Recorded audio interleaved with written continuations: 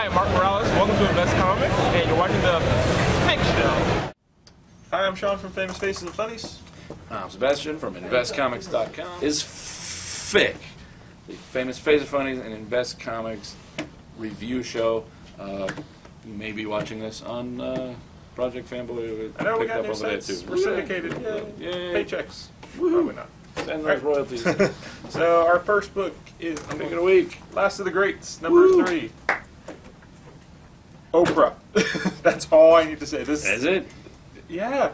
And yet, once He again, needs Oprah. Oh, yeah. And he needs Oprah. he Best. gets more than a free car. And yeah, He gets a free ride, all right. Falkov here is And then the once saying, again woo, does an ending that didn't see coming. Nope. Can honestly say, so good. yeah. I like how that's my Read that. someone hashtagged me saying so good. Yeah. I laughed for a few minutes. Last of the Greats, might as well just call it the Greats. I hope it doesn't end. Hope there's never a last of the Greats. All right. This is the best random book ever. Meanwhile, from Silver Dragon, we have issue number 0 of Jurassic Strike Force 5. Earth's original heroes, making evil extinct. Really, a book that can best be described with the words, the hell? It's like 6 Sebastian pages. comes up, and I thought he got this out of 50 Cent bin the way he was describing it to me. It's just so random. It's so... There's 6 pages of something resembling a story. It's so stupid. There are these... It's like the 90s. No, don't go Tim into Burton. it. Just... No, the best part is not only do aliens come down and mutate 5 dinosaurs to be these humanoid warrior dinosaur fighting team, but an evil alien comes down, mutates his own 5, including the brother T-Rex of the T-Rex that got mutated by the good aliens. Because I don't even know how that happened. You got these. I gotta take a phone call. He's gonna take a phone call. All right. All by myself. Off the phone call. But he'll probably be back soon. All right. Justice League International number 4. I love my Dan Jurgens. I love my JLI. I love these characters, but I love these characters before the real. He's writing Guy Gardner from like 1994. But Guy's evolved so much past. I mean, I liked 1994 Guy Gardner, but Guy has evolved. This is not the same Guy Gardner you see. I'm back. In in the Green Lantern books. I don't fully understand why Batman seems to love Booster and Guy Batman seems to hate him. It's everyone who's watched this, anyone who knows me knows how I feel about JLI and and Jurgens and all of this. But somehow this comes across as, when I was a kid watching Dukes of Hazzard, these are the Coy and Vance years. It's almost the same thing, but it's just not. It's something not. But I keep plodding on because it's all the Booster I got, man. Batwing number 4. Batwing number 4. Hold on, who writes it? Who draws it? Chris Cross. His name's Chris Cross. You don't know who Chris Cross is? It doesn't matter. His name's Chris Cross. That makes me happy. It's not his actual name. Shh, it makes me happy but- that he might wear his clothes backwards. And he jumps. Look, Daddy Mac will make you read a book, but yeah, story-wise, so good. Art is good. This is as Chris Cross goes. I loved him back in the day. He's kind of hit or miss because I moved over when you were gone. Okay. And I just like to be near you. So it's good. It's just it's not the what was his name that was doing the art on this? I don't remember.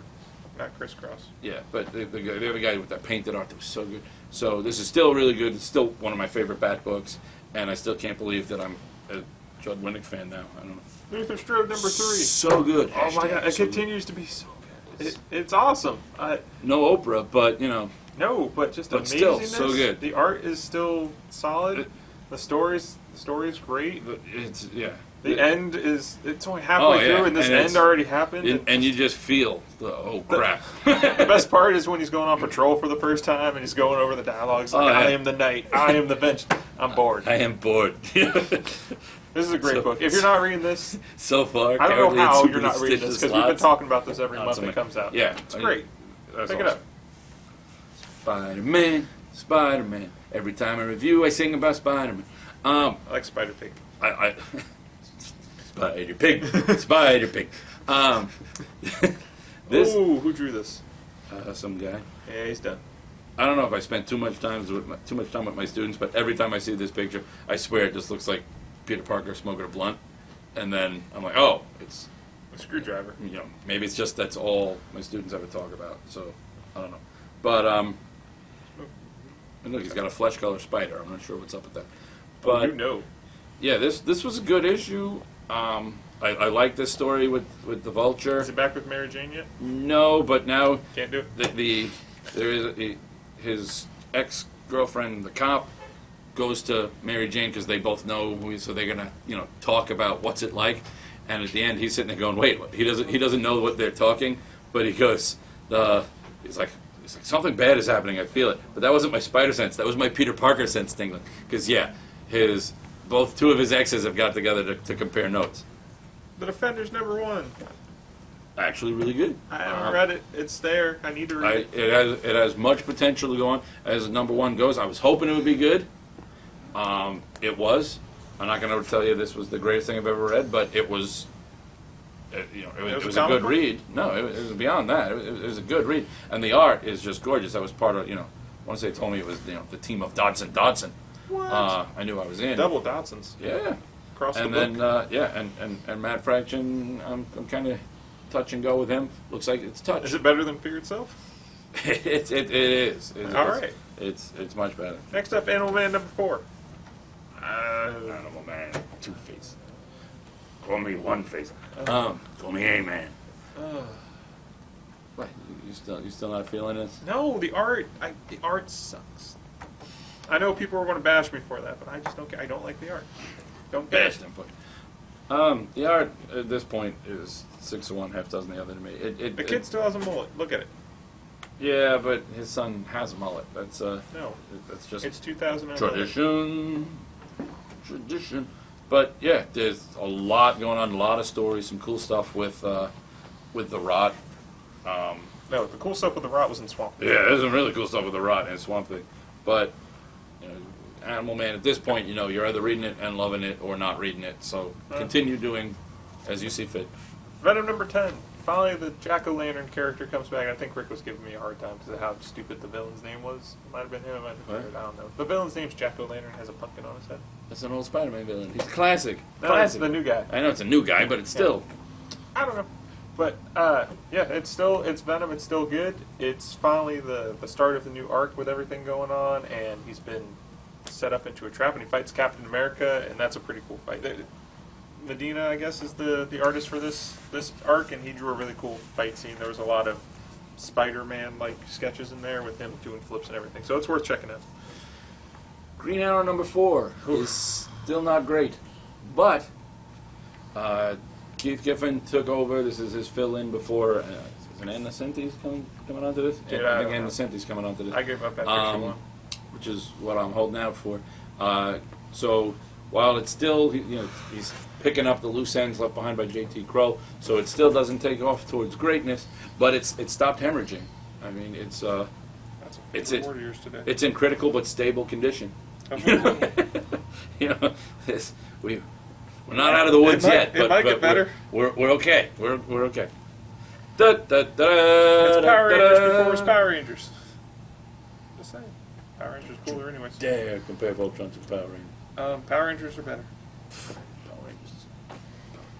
They have cool. You can't see the look our cameraman just Power Sean. Rangers cooler. But suffice it to say, apparently our cameraman does not believe that the Power Rangers are cooler than Voltron. Don't make me start a little poll. Power Rangers cooler. Yeah, well, in America they call it, the Battle of the Planets are cooler than all of them. All right, so it's Gotcha Man.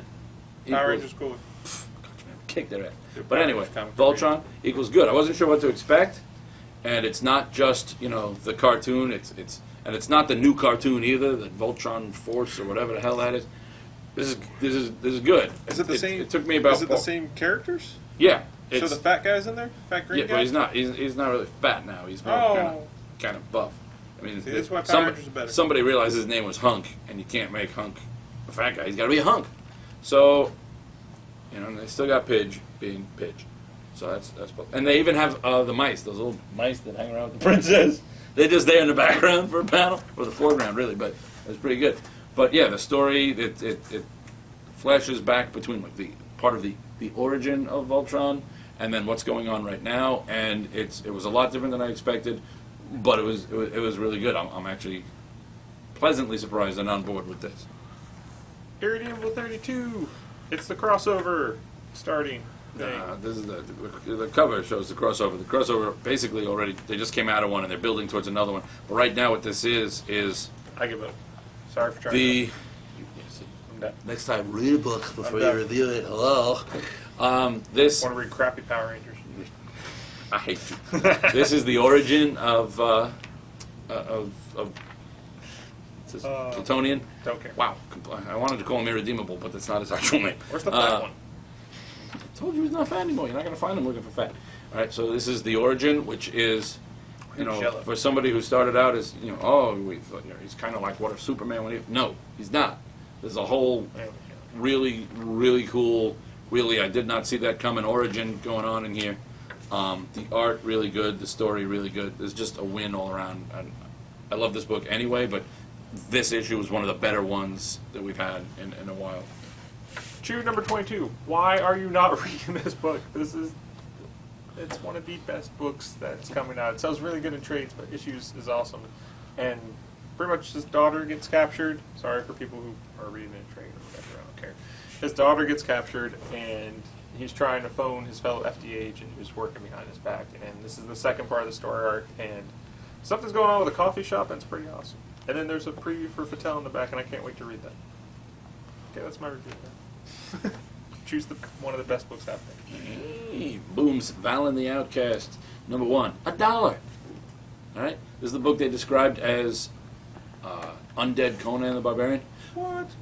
It was really good, and I knew I was going to like it anyway because Michael Allen Nelson wrote this, and I've liked pretty much everything he's done for Boom. Archie Van Bergen. That's the perfect name to color anything. The art is Matteo Scalera. The art is really good. The story is really good. The character is really good. It's basically a king fights against this undead menace, and he dies. His people are able to get away. He's able to buy them time, but he dies. But then the undead thing steals his soul. Now he's an undead, and he's an outcast. His whole society is about destroying the undead. He's fought. He's not a mindless undead. He's trying to, the very most, win his soul back. At the very least, liberate. You know, get rid of this menace and spare his people. But of course, it doesn't go exactly as planned, and it's really good, just really good, and it's $1. So buy that. Huntress Hunted. All right. Oh, covered by Catwoman's Gilliam March, and it's halfway through. Interiors by Marcus Toe. How is it halfway through? Is she through? 3. Yeah. 6. Yeah. So how is it? It's so good. All right. I love this book. Can I review it before you ask me my question? No, just all right. Marcus Toe's artwork, so good. Paul Levitz was was part of my because I'm not really, I can go 6 of one and have done the other. I don't really care about Huntress either way. I'll read her if she's in something that's good. I don't have to follow the Huntress around. But I like Paul Levitz, and Marcus Toe's artwork was so gorgeous on Red Robin that it was crazy for me not to read it. And then this has been really good. It takes place in Italy. She's going head on with all sorts of, well, part of it takes place in Italy, and she's going head on with all sorts of international, it's just big scope for a little street time, and it's really, really good. Uh-oh. Oh no, X Factor. Oh my god. Oh my god. Uh-oh. There's no coming back from that. There could be. I mean, he's back at the end. He's just somewhere else. I don't know what the hell's going on. But it's so good. Peter David has managed to have me engrossed in a story that so far may have permanently killed my my reason for X Factor. I've always been a Jamie Madrox fan. He's a multiple man. His old costume with all the little circles. Love it. Everything. But he may or may not be dead. Because I think pretty much at this point, Peter David is, he's Peter David. I think whenever they're doing anything else in the Marvel Universe, they just kind of, unless they really need to, they just kind of walk past. Do we call Peter? Nah, let him do his thing. Because he doesn't need any of that. And there's a lot going on. We get the big reveal as to, does Guido have a soul or not at this point? What's going on? There's a conclusion to this story. There's some really, really good stuff with like that Hangman guy. It's just a good book. Swamp Thing 4. This is how Animal Man should be. Creepy. It describes the Rot. So if you're reading Animal Man and you're not reading this, pick this up because it describes the Rot perfectly and children. Creepy. But he really wants that milkshake. He was determined to get that milkshake. Because it brings all the boys to you. His milkshake brings the Rot to the fore. Yeah, he just... There's like a milkshake to die for. There's a backstory on all the Swamp Things. I didn't know all this was going on with all these Swamp Things. But got John Travolta in the background. What's a $5 milkshake taste like? But it's awesome. Scott so Snyder. Good. I guess it's a Swamp Thing that's determined to never be the Swamp Thing, which is kind of he was in it. He was in it for like a page and a half. Good for him. We won't see him again for the next couple of issues, I'm sure. The Swamp Thing? The Parliament trees are in there looking like him, but hey, I choose to think that's Swamp Thing in my mind. You crazy. Princeless. I reviewed issue number 1. Oh, yeah. Yeah, see, that's not good. Those are his predecessors. Good. So, I reviewed number 1 of this during our Thanksgiving gravy turkey. I said this was gravy, and I wanted to say more, but couldn't yet. This is so good. The idea is there's this kingdom, there's this king who, he's got a bunch of daughters, he puts them all in towers to be rescued. And, he's very, he says to his son, and he says something about men are made to rule, women are made to be ruled, which is a sentence I'm even afraid to say out loud. All right? But the one daughter decides, you know what, these princes keep dying trying to save me. Why am I waiting for them? She finds a sword underneath her bed in the tower. She goes, gets the dragon, and she decides, we don't need any princes. We're going to go save my sisters on our own. We don't need to wait around, All right. We don't need to wait around to be rescued by men. Turns out, this one, she goes to save her youngest sister who's not there. Along the way, she meets up with her twin brother, who is apparently, whereas she is all hard-boiled, tame a dragon, fight the world, her brother is more of a emotional, in touch with his sensitive side kind of guy. And the artwork is gorgeous. The story it's fun. It's all ages, but it's not like, oh, this is for kids. I love this. My 5-year-old loves this. Is good stuff. This is and plus it's from Action Lab, and as we know, I love their logo with the little Labrador with a rocket pack. For that alone, just buy everything they do. Betrayal of the Planet of the Apes. I keep telling you, Planet of the Apes books are good. This one, if you're more into the old school Planet of the Apes, this is that art style, and you've got Dr. Zaius and some of the characters pre the original Planet of the Apes. Yes, Dr. Zaius. Good story, and I said Dr. Zaius. He started mouthing it, it got in my head, and it all happened. All right, really good. You read this? No. You didn't read Avenging Spider-Man? No, I don't care enough. I like this. Zeb Wells really does a good. It's got humor. It's got serious. There's humor. There's serious storyline going on, and then he touches really well on the core of Spider-Man. As basically, Spider-Man tells the Red Hulk, look, you're not being ordered. We're the Avengers. We're not part of the military. Can you be a hero without being ordered to do it? He's like, well, what if I don't? Can you take them on your own? And Spidey's like, no, but I'm gonna go try because that's what I do. And Red Hulk decides to step up, but not so well. I mean, but I'm assuming he's in everything else, so I don't think this is going to be the end for Red Hulk. But it doesn't go his way. But yeah, new Avenging Spider-Man, Joe Mad's art, good. Zeb Wells' story, really good, and yeah, worth checking out. Boy 61. What? This book is, things are going to go so not well for so many people. but The Boys is always a great I don't know how read. you topped the last couple issues. This one doesn't have anything too Oh, heinous. hey, what are those? That's a Oh, flashback. wow, that's the very first page. Yeah, that's what Starlight, Starbright. But Oh. that's his. You get Wee Huey's Dream. You get Mother's Milk's Family. You get Stanley. Team Titanic with some rather interesting team members, including You want gum? Gum Chum. And that's one of the names. One of the team members is Gum Chum, and there's a guy. You want gum?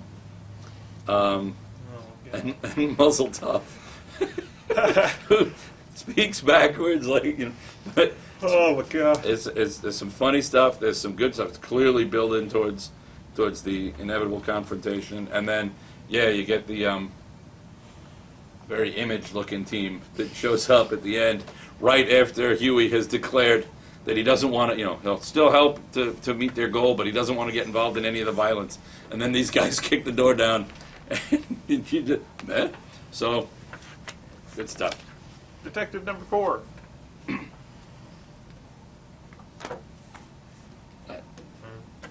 Really? I thought you were liking Detective. I was. I don't care about this issue. Nothing got resolved. Doesn't have. That's why it's a People got away. story. I don't care. It's not the last arc. You don't need resolution. I don't care. I want some answer. Do you not? No, you don't get. I just want an answer. See, It was predictable in some parts. I'm just saying. You like my students. I got to teach you. You get rising action, Here's then the thing. climax, I know- falling I know. action, resolution. It's You want resolution, but the action hasn't finished rising. Just yet. answer one question. Just answer one question. That's all. No questions for answering. Predictable getaway. Just saying. I thought it was good. Yeah.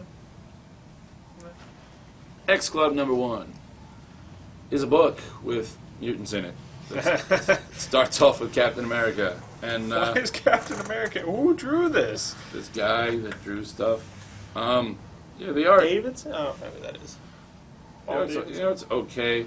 I don't necessarily like that suddenly Madison Jeffries, who's the reason I even looked into this was Madison Jeffries. I used to love him back on Alpha Flight in the day when he was the new box, because the old box went crazy, and he was kind of.